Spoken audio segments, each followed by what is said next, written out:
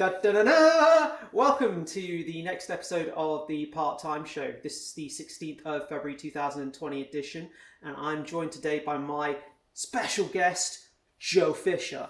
Joe! How's it going, dude? Hey everybody. No, it's still wintertime here in the northeast of the United States.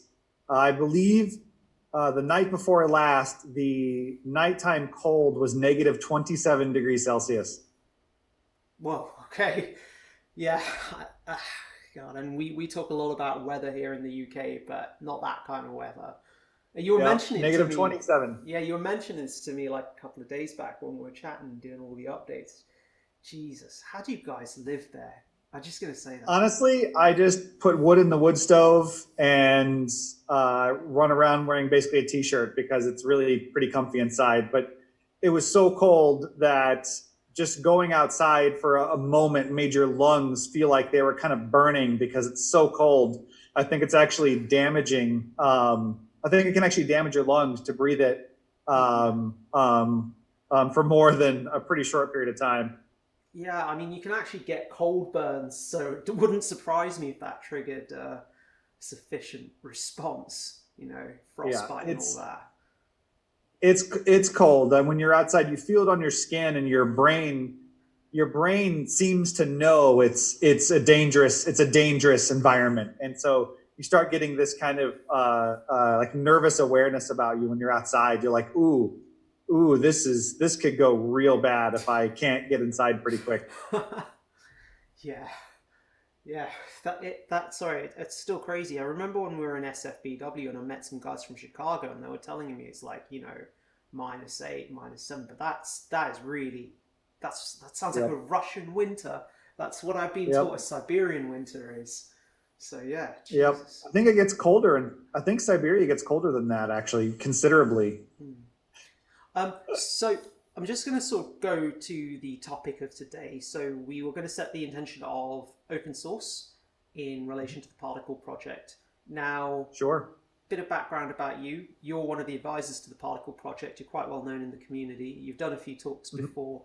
I know Yep. you've done some talks with Crypto Ramble about sort of your past background, but just for anyone that may be new here, would you be able to sort of happy to just sort of sum up who you are, what you've been up to, how you came into the project? Sure. I've been, I guess I should say, consumed by working inside of the crypto space for, gosh, I don't want to say a decade, but at least pretty seriously since late 2010, early 2011. And I gravitated immediately towards proof of stake consensus projects the moment that the white paper was released by Sunny King. Oh my gosh, wow. 2013 now. I think it was even earlier than that. And Particl seems to represent the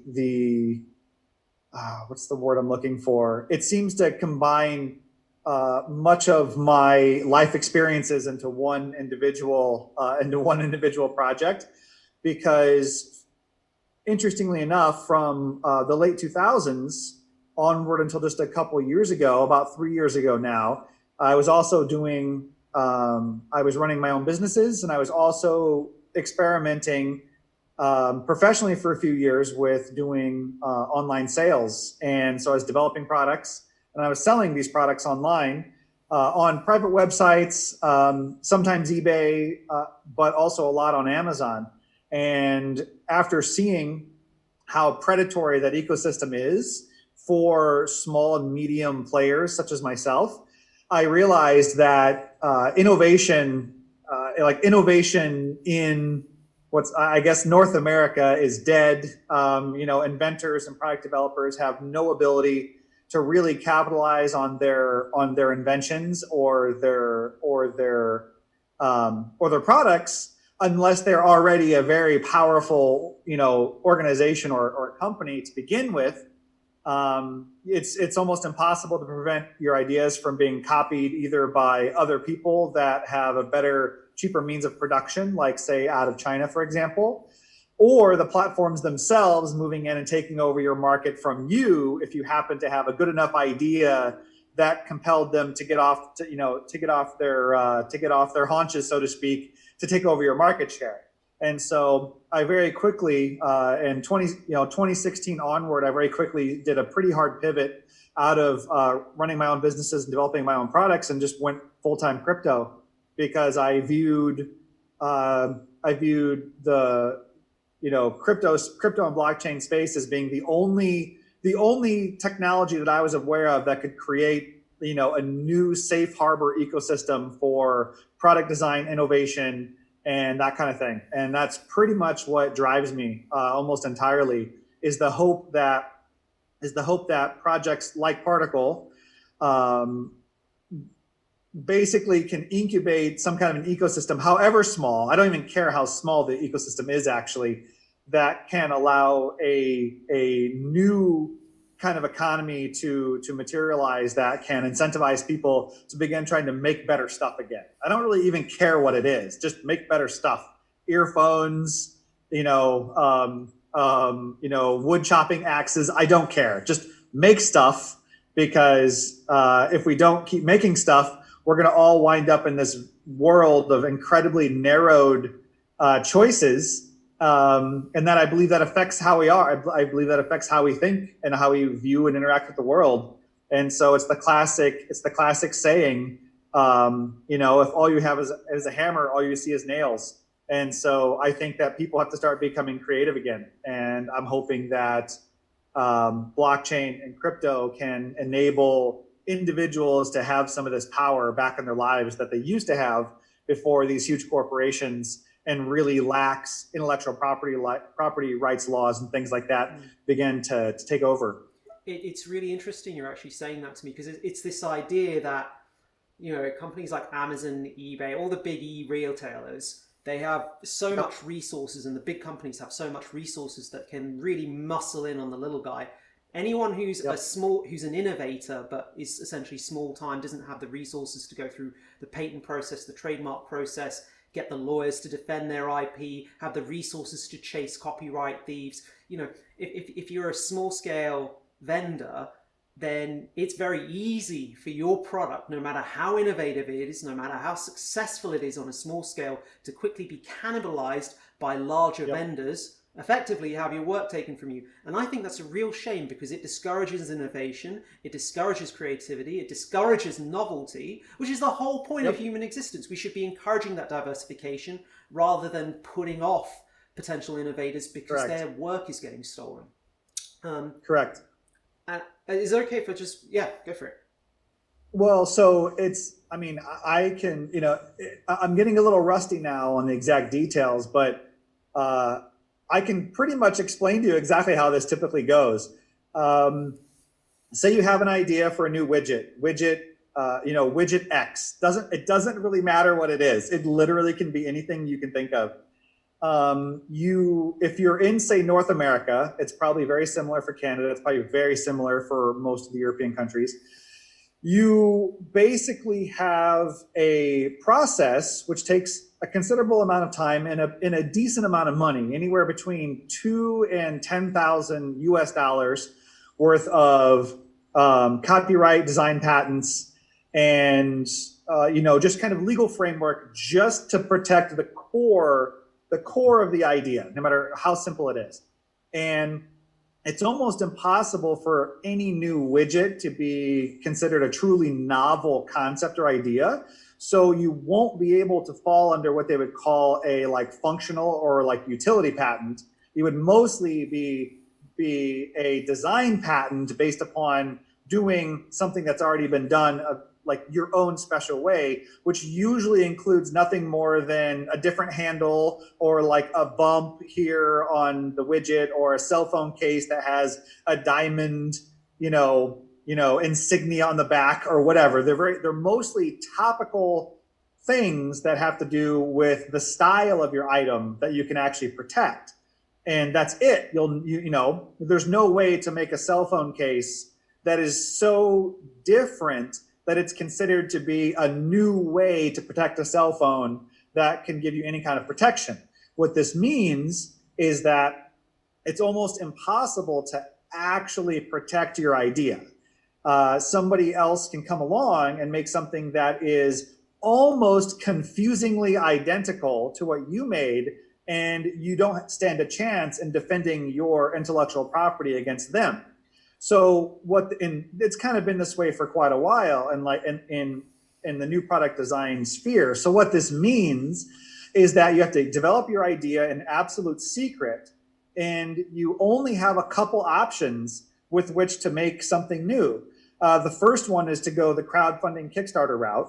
And what you do is you have your idea, and you, with your own money, privately develop it to a point where you can show the world in a completely functional state.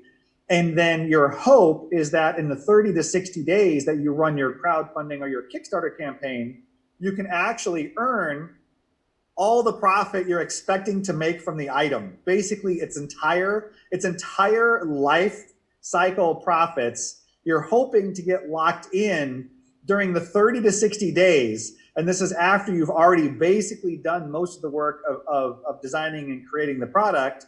You've probably already manufactured the product with your own money on loan or something like that. And you're basically just using Kickstarter or a site like it as a, whatever launchpad site you're using that website as the only method of getting a return for all that investment. And any other revenue that you could possibly make for yourself is going to be only dependent upon your ability to protect or spread your brand awareness, because you will absolutely be copied by people that are probably going to make it cheaper than you, that can market it better than you, and might even brand it better than you. And so you either make your money on Kickstarter, all the money during the Kickstarter, and that's hard to do because it's very competitive, or you release the product straight into the wild, you go direct to Amazon, and you play another game of diminishing returns where you hope to sell enough of your item quickly enough to at least pay for its existence, to at least pay you back for the work you put into it, which is hard to do. And then you just ride the popularity as long as you can until you're copied by 400 other people on the platform. And that's it. But your idea will be copied, it will be stolen from you, and it will happen anywhere between 90 and 180 days. And that's it. It doesn't matter what you make. And it's absolutely demoralizing to someone that likes to create stuff. And so that's how this works. And that's how it's been for quite some time. And it's why, if you really spend time looking on Amazon or wish.com, all the items are really the same item. They're just in a different injection molded case. One's purple and the other one's black, or they put a little like bump on it or whatever. And what these are called private label resellers. And so when it comes to earbuds, like, earbuds for like Bluetooth earbuds, for example, there's probably actually only 5 earbuds that are being made in the world right now that are Bluetooth. And every single manufacturer, from the brand names like JBL or Bose, they're using the nicest one of the 5, and then the super low end ones that you buy at the store using the lowest end one, but it's all the exact same hardware. It's just, what does the little silicone earpiece look like? That's the only difference between, and no one knows this, and people don't really understand that this is how it is. And I've been complaining about this for years, and it's only getting worse as time goes on, which is why I'm so passionate about these decentralized marketplaces. I mean, it's a really interesting point that you bring up. I think this is I almost am about to lose my point here, but it's embedded really deeply in what you said. The first thing I wanted to say as a slight tangent is you really point out the sacrifice, what you lose as a retailer by gaining the convenience of these existing e-commerce platforms. You're essentially giving up the privacy of what you sell, the privacy of how you sell it, and the privacy of the analytics behind it. And your success for a diminishing return success, which is ultimately going to be co-opted by a bigger entity, a monopoly effectively.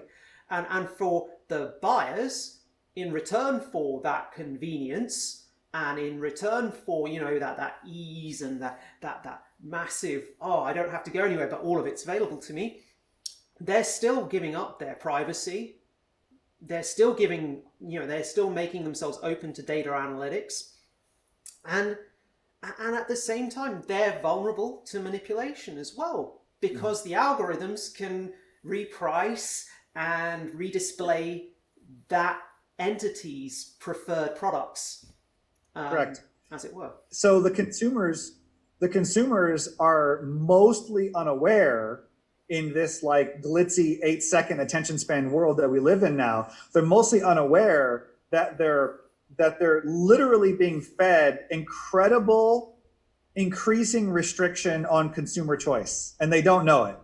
And their own, in the case of some of the biggest marketplaces that are out there, like the ones I used to sell on, every which way that your data could be analyzed to figure out how to extort or coerce more revenue out of the marketplace is being used. And so what's happening is that I'm a fan of honest competition, and I like the idea of big manufacturers of consumer goods that people need, duking it out to figure out who makes the best one. And this company has a really brilliant audio design engineer, and the design engineer makes a new type of speaker that you can put inside a Bluetooth headset that sounds just better than anything else, and it's a little bit cheaper to make. But what happens is that while a little bit of this innovation is able to take place, but only for a select few of people that can still compete, all of the benefits of the economy of scale, which ultimately should mean that 2010's Bluetooth headphone technology that was $100 should be like $15 now, right? But it's not. All that revenue is being extracted is being extracted by the platforms and the marketplaces. And for example, I've said this numerous times, but I was actually just going over some of my old data because it's tax season again, and I was just kind of going back and referencing some of my old tax information. And on average, in the categories that I was selling, the products that I was developing on Amazon took over 40% of most of the items, and that's massive. That's a huge. The platform is getting to keep all of that.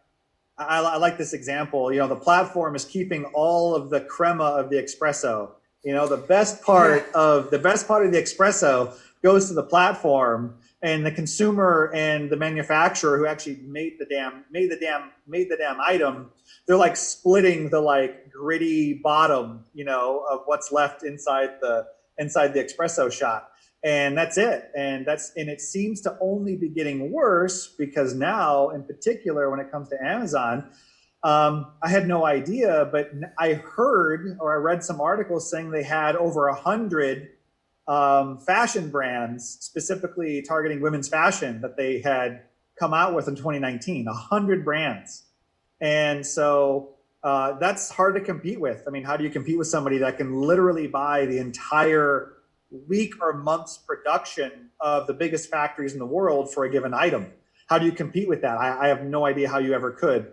And so, so the consumers they're paying, it seems like accessibility for goods and services is kind of equal to what it has been for some time, or maybe a little cheaper in some ways, or a little more expensive in others. But behind that, say in the last 10 years, the cost of all these goods and services that we consume should probably be markedly cheaper than they are right now.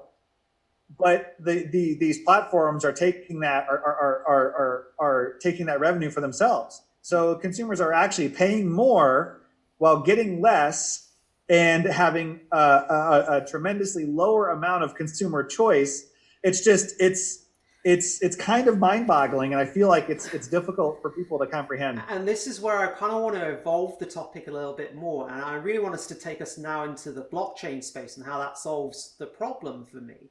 So, a reason why. So, if you look at the traditional e-commerce model, what's really happening is the vendors and the consumers are handing over fiat to a central authority that is effectively held by a small number of shareholders that ultimately reap the vast majority of products. So you have massive wealth accumulation in this system, whereby a guy like Jeff Bezos can, buy a $165 million house for the, when you scale his personal fortune to the cost of that house, that would be like if I spent $75 on a house to buy a house. That's how rich he is. That's how much he's accumulated through this setup. So the real winners in this are Amazon shareholders.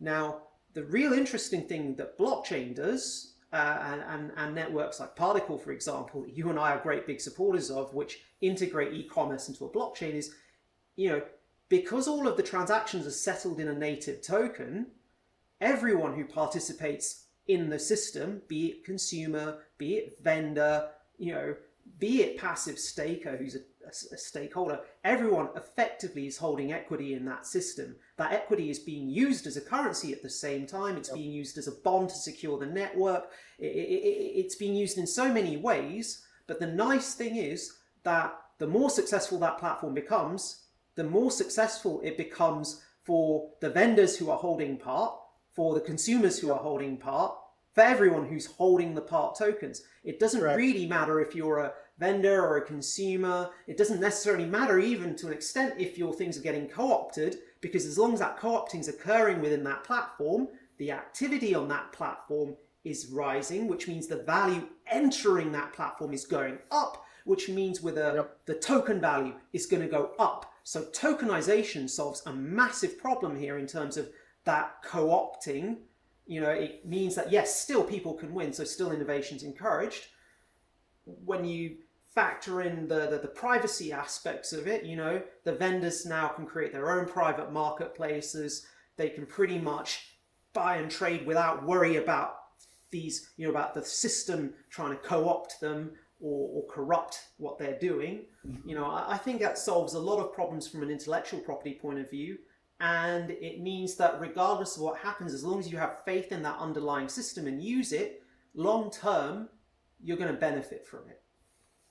Correct. I really think that a model like this, once it gets sufficient adoption and wind in its sails, first off, I think there's room for dozens to hundreds of models like this, because every day there's only X number of millions of new people that are entering the global economy of the internet and e-commerce, combined with the fact that for example, in North America, I used to know the statistics offhand, but as it is right now, there's still actually a lot of blue sky available for these like e-commerce solutions. There's still a tremendous amount of economic activity that happens at like the local retail level that does not yet happen online.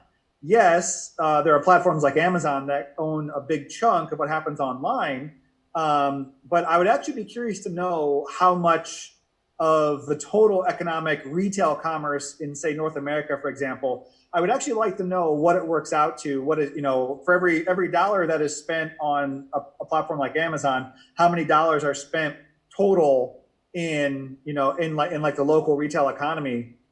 I'm sure it's still an order of magnitude more if you account, fuel, petrol at the service station, and salt for your water softener or whatever. Just it's a massive amount.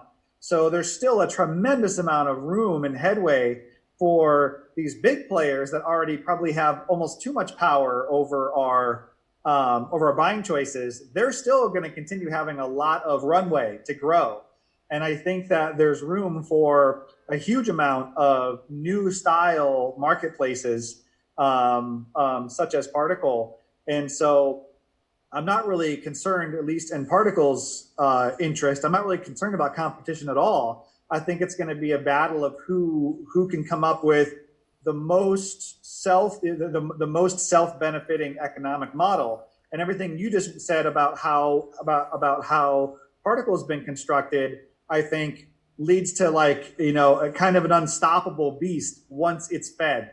And what I'm hoping is that we can figure out how to get some actual, some actual real world adoption in the numbers, in the number of hundreds of users a day, and not just tens or dozens like we have now. Yeah, I agree with you completely. I think if you look at the activity on the network, it's been steadily creeping up, and it's promising. We're not there in terms of what I want to say, but again, that kind of takes what you said takes me to the point about open source technology. Networks like, and this I think is probably the ultimate argument for open source technology for blockchain. Right? It's the idea that tokenization, when you have a good fundamental tokenomic model whereby you can almost guarantee that increasing network usage will result in rising value of that token, you pretty much, when you've got an open source, when you're combining that with open source, you're pretty much harmonizing all the incentives of growth. So with the traditional open source models, you were reliant on, that they weren't investment. You couldn't invest, you couldn't buy equity in an open source model because it's open, it's free to use, it's free to develop on, there's no licensing restrictions. So, if you look at things like Linux, great example, they were reliant on grants, on funding from corporations donating money, and it's the same even with the Wikimedia. That's an open source platform that's reliant on donations. However, the nice thing about tokenization is it marries the economics of traditional equity and share type markets with open source, and you've suddenly got this thing whereby if you've got a fundamentally good tokenomic model, then pretty much when your platform's gaining traction, because anyone can develop on it, because anyone's free to develop on it, and because people are going to be using the tokens to interact with it, it just basically means there's a lot of informational free flow. And as the value of that network grows, it's not for me to say, this is a monopolization, but as the value of that network grows, the incentive to just do a straight copy paste without innovating in any way becomes less and less and less, because that platform's got its own traction.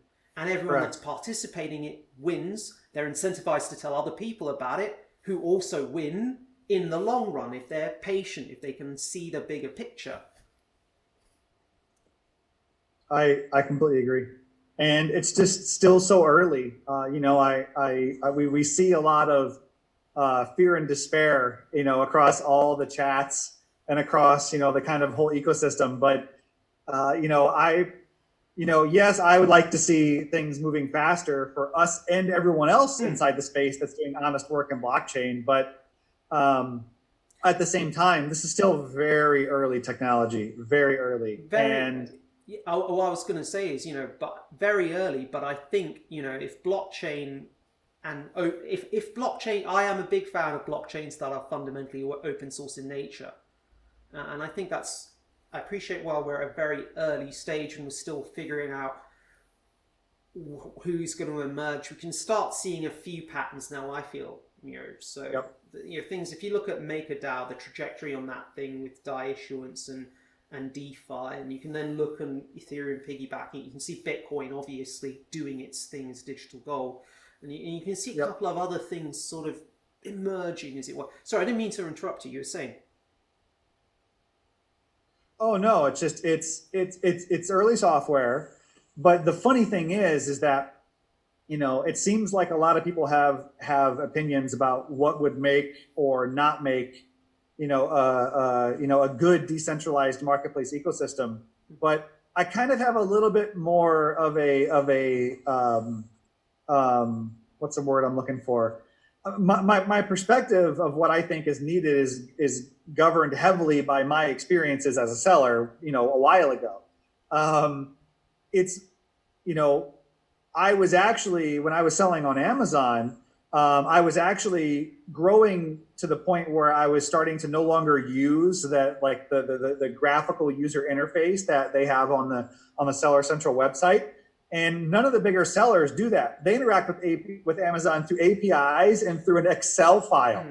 They literally use an Excel file uploader to manage their listings. It's incredibly archaic. And in the super back end that you would interact with as a seller on Amazon, it's also archaic. It looks like it was made in Visual Basic in 1995.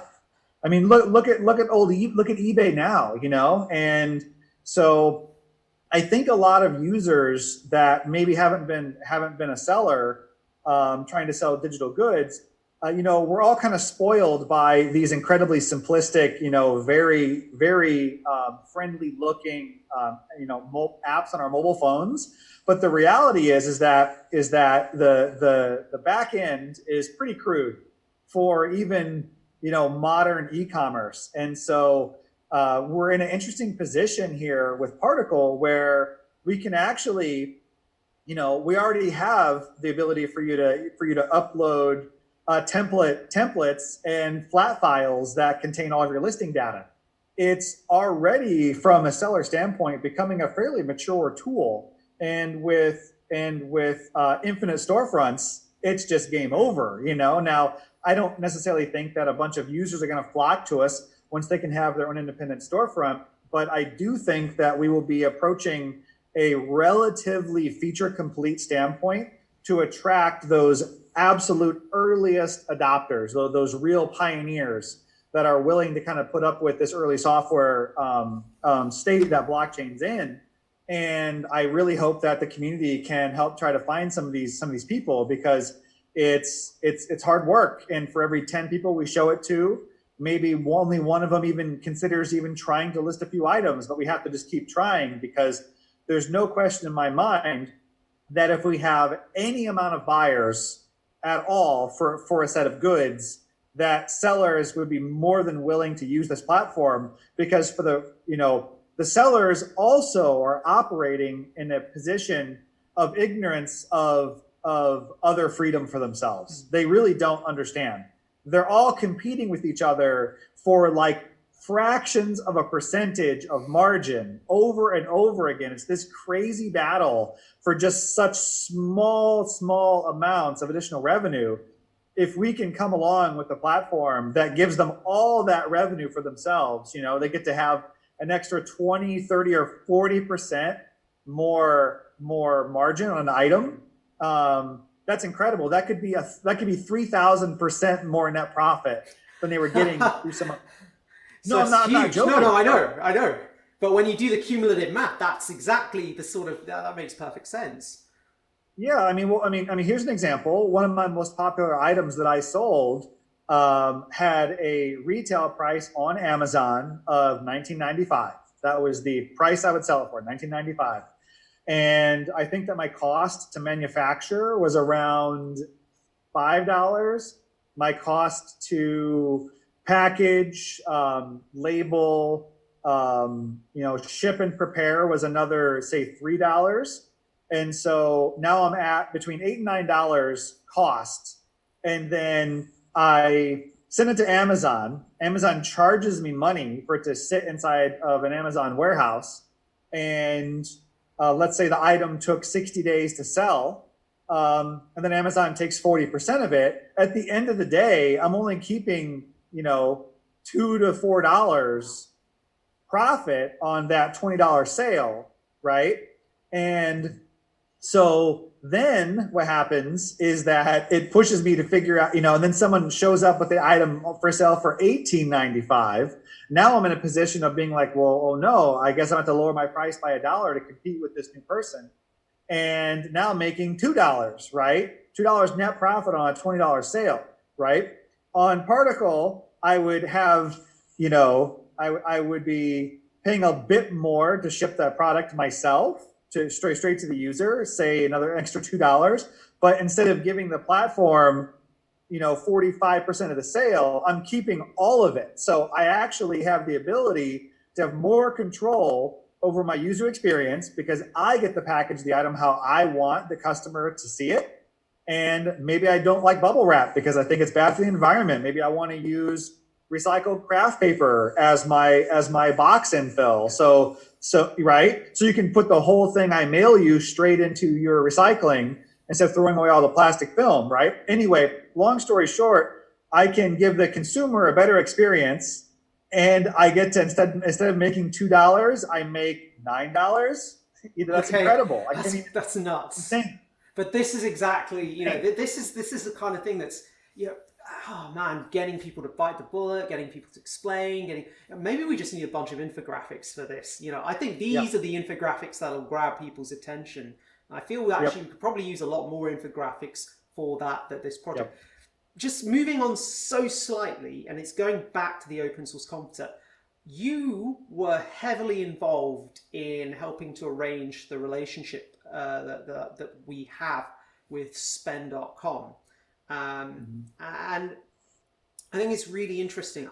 I'm going to that will be a separate cast in itself because that is a huge topic. Okay. Sure. But one thing that's always really struck me, and I was so excited following New York Blockchain Week, when we found out that they were, they'd made moves, they were a lot more interested in working with us. But,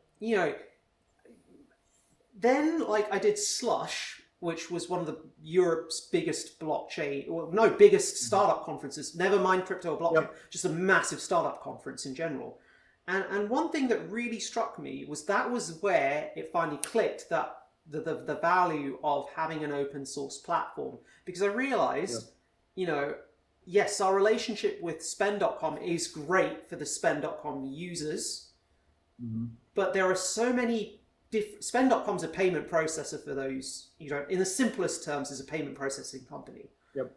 And they help provide credit debit card services and fiat gateways, but they're just one company. There are hundreds of thousands of companies across the globe that do this. I bumped into at least 3 payment processing companies that expressed interest in working with us. So that conversation's already been started, and it made me realize that actually, because we're open source, and this is the power of open source with a good tokenomic model, you've got an environment where every participant can essentially, profit. But at the same time, because it's open and free of licensing and restrictions, any number of integrations can take place on that platform. Any number of versions of the underlying software, or tweaks, or forms of the software, or tools that work with the network can appear that utilize that. And that could be for any number of communities across the globe. There's no sitting down with the lawyers. There's no, we can't do it. We've got an agreement with these guys. We're in a working partnership with these people. No, it's an open source platform. Anyone can kind of build on that. And to me, that I think is really powerful. I've seen a few semi-closed, semi-open ones, and I remain skeptical about them. A lot of blockchain right now, what I'm trying to get at is there's a lot of blockchain companies right now that have proprietary software, proprietary APIs, closed source code, and they're essentially selling the ability to build solutions to companies and enterprises. Whereas actually, the better approach, I think, is have a really solid tokenomic model, and then have this open source approach where anyone can engage with your system because it can grow so fast. You've seen this with the Ethereum ecosystem, and you see it with the Bitcoin ecosystem as well. And you can see it with any of the open ecosystems, that they generally benefit from this openness, this collaborative nature. Think about this. How much of the internet backbone is being provided by proprietary server software versus open source server software? It's insane. I mean, I don't know what the numbers are, but I'm gonna guess the amount of freeware Linux servers is 50 or 100 to 1 over anything else, because it's at a protocol level, being open source allowed everyone to kind of steer it in the directions they needed it to be, what they wanted for it to be what they wanted to be. And that's really what I'm hoping we can kind of achieve with Particl, given, in the long time frame, is not so much the raw intent, not so much the sole focus of just trying to bring people into a desktop client marketplace. More, I mean, yes, that'd be nice if we can hit some kind of a critical mass and there's 10,000 orders happening a day. But where I think a big part of our future could lie is providing some of these tools and these utility functions that are needed for a much broader kind of more open source economic protocol, so to speak. And there's a lot of different ways that could take shape. And I would like to see us get some success with the desktop platform that we have currently, to make it easier for us to have the data that we would need to move forward to figuring that out. But this is open source software. You know, people can go right now and take our Particl Pay server and start figuring out fun ways to do apps. And so, yeah, like just like what you said, you know, you know, I just hope that we can quickly get to some kind of a critical mass of adoption, and combined with some people that want to tinker around with doing some development. And if that can happen, we're really going to be in a good spot, because, you know, we already have, I feel like we've already achieved some of the hardest, you know, some of the harder aspects of getting something kickstarted. I think that we've already achieved, in particular with our escrow and with our blockchain and our level of decentralization as it is today, even though we'd all like it to be more. But this is a perfect timing for the point, and it goes back again to open source, because this is an open source protocol. It's fundamentally decentralized, not just on a blockchain level, but on a social level. And I hear a lot of people in our community bang on about foundation this, foundation that, foundation yada yada.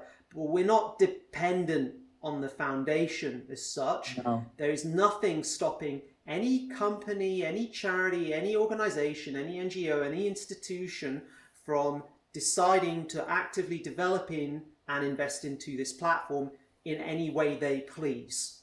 And I think it's a really Well, yeah. So I agree with you 100%.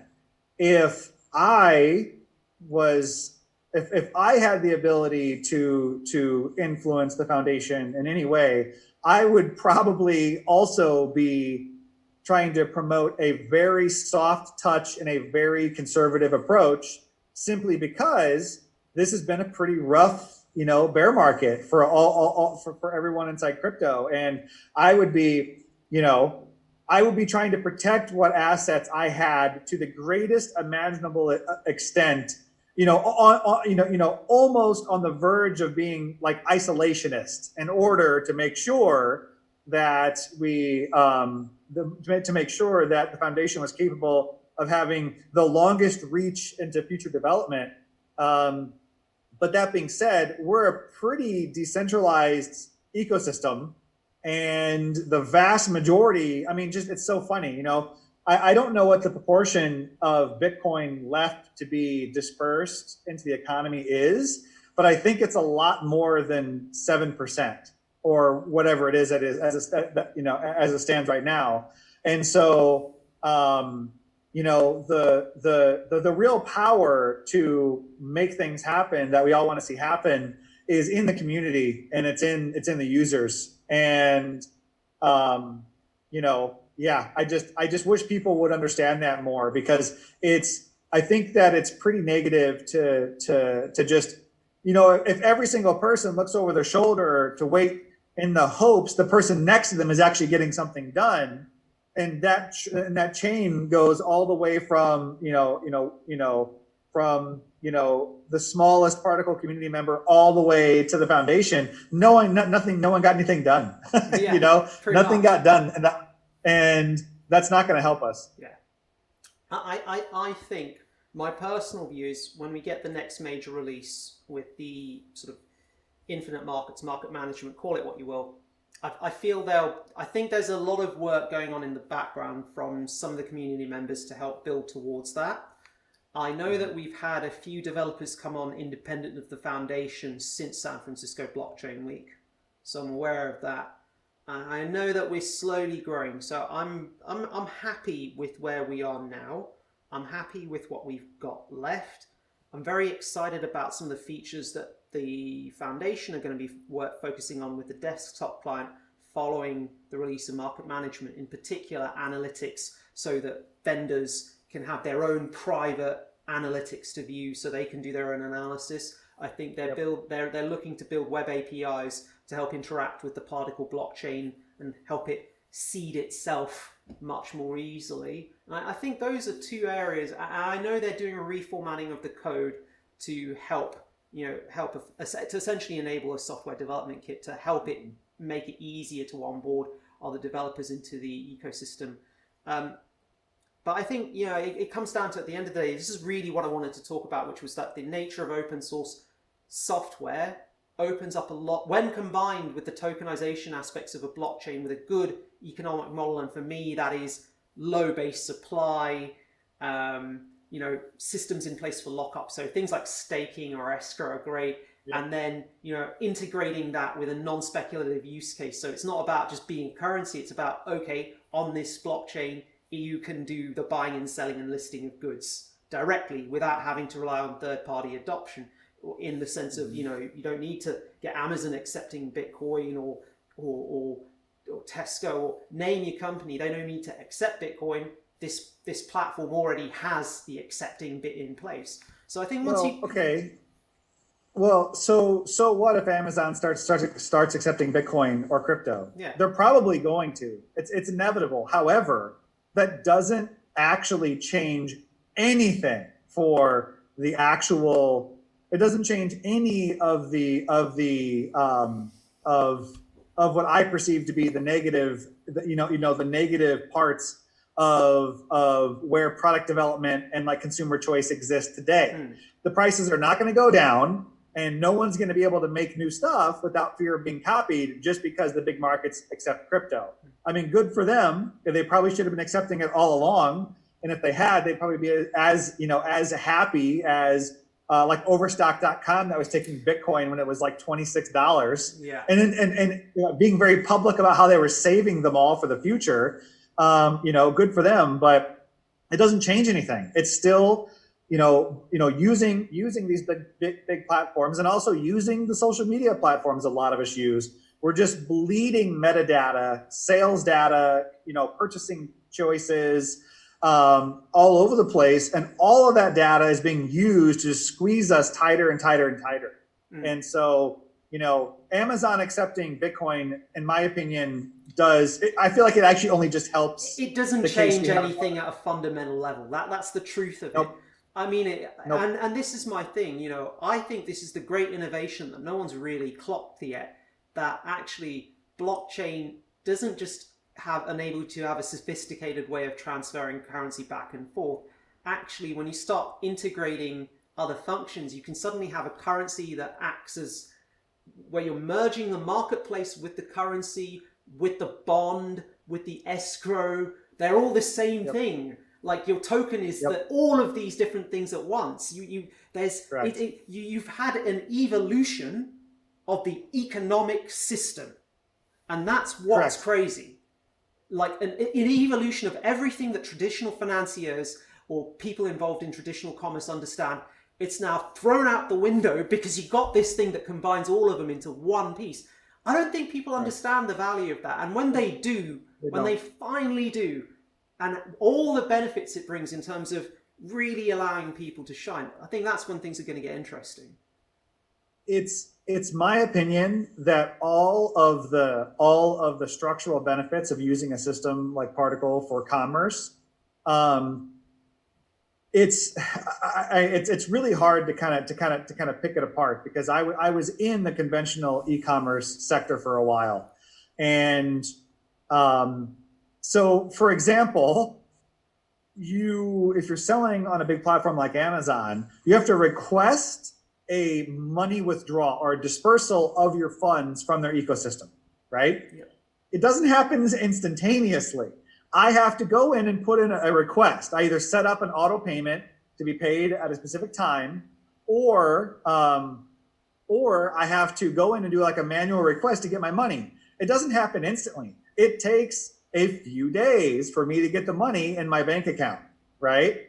And if there's any problem, or there's perhaps suspected fraud, your account can be frozen and all your money can be frozen. $100,000 can just sit there and you have no access to it. You can't touch it.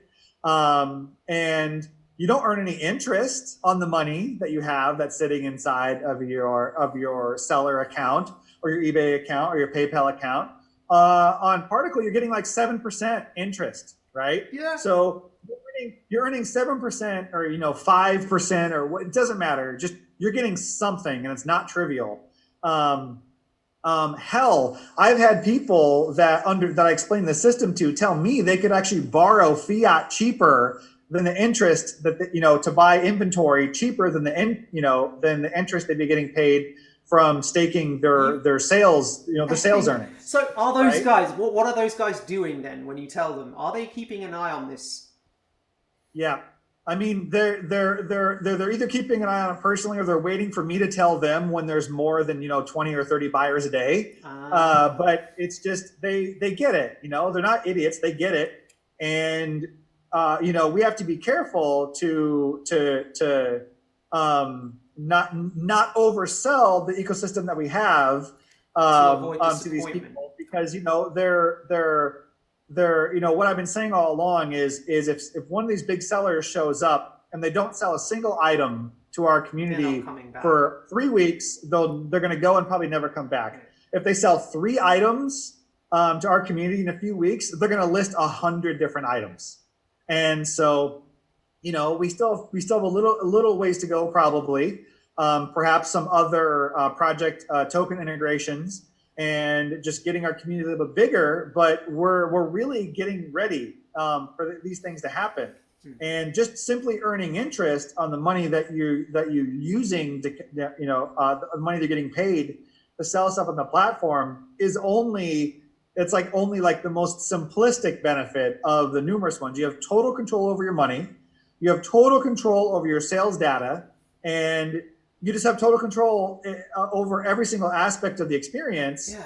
And that's the opposite of what you get in any other platform. And so it's my belief that the huge amount more profit you're going to make, combined with earning interest on your money, combined with having the ability to have escrow for the first time, which most sellers can't comprehend, having an ecosystem that doesn't have chargebacks and losing 5 or 10% of all their money to chargebacks or fraud. There's so many benefits to a system like this that are just structurally inherent in using it, that I think that adoption is going to be easy once we've got a sufficiently broad community of buyers. So I'm going to just stop here and just say this is actually a suggestion to our community. I think we've had a lot of interesting topic points. There's a lot of things you've said that I think would make great infographics. So I'm kind of hoping CRZ or Money in the Bank Frank or any of the guys that do their graphical work are kind of listening in on this keenly and make a few of these, because we could really use a couple of infographics just to really visualize the benefits of this. Because I think that's the thing. People don't know, they're not aware, they have short time span, they lack time, and their attention is short. So you're getting some infographics that, the concept you said can be done.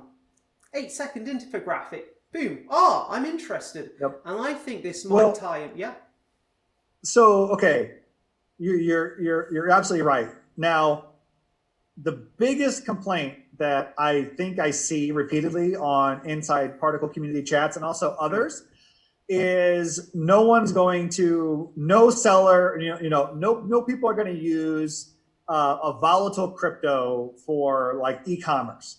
I'm going to call complete BS on that, because as I just said before, I was giving eBay 21%. I was giving Amazon 44%. My own cost of selling goods that I shipped from my own shipping facility, from selling goods on my own website, was anywhere between, 9 to 16%. That's just the absolute minimum cost of doing business to make one sale. Okay. Now, how volatile does this crypto actually have to be to take away the 50 to 5,000% additional margin or additional net profit I would be receiving from conducting these sales? How are you supposed to have 3,000% volatility? You can exit to fiat in a day, right? Are you really going to get a 3,000% drop in one day? No. There is no crypto that does that, ever. So for me, if I go back and revisit my old Quick books, correction: no crypto that does that apart from BitConnect. Boom. But okay, you're right. if I go back and revisit my numbers from when from say like one of my best months, say in 2014 when I was selling pretty aggressively, I think that the most volatile days on Particl as an average, let's say the price goes down 17% or something. That would be a pretty bad day on the markets, right? Yeah. That would take me out of something like having 445% more net profit than I'm accustomed to 319% net profit more than I'm accustomed to. There you go. And I just wish people would understand this. We just need to make sure that we have a robust community of buyers that are looking to actually spend their crypto. I'm going to call it a pause on this today because I think it's been a really good chat, and I'm really glad that we got to go. I'm really glad to have had you on as a guest, Joe. It's been fucking great. Great, I just saw. So I don't think I'm going to have to up the little rating on the YouTube deal. Anyway, listen, it's been really good having you on as a guest. I'm going to pause it for our community viewers now, and I'm going to stop recording. I think there's been a lot to think about for you guys, and I hope those of you who are listening sort of take some thoughts and lessons home from all of this. There really is a lot here to think about in depth. I'm really looking forward to hearing some of the feedback from you guys. I think our community and I think the people that have been listening to these really value, the time you take to sort of listen to us. And, I really, really hope that you, find the time to engage with us a bit more, and look forward to hearing from you all. Okay. This has been me and Joe Fisher. Lovely to have you, Joe. Any final words in parting?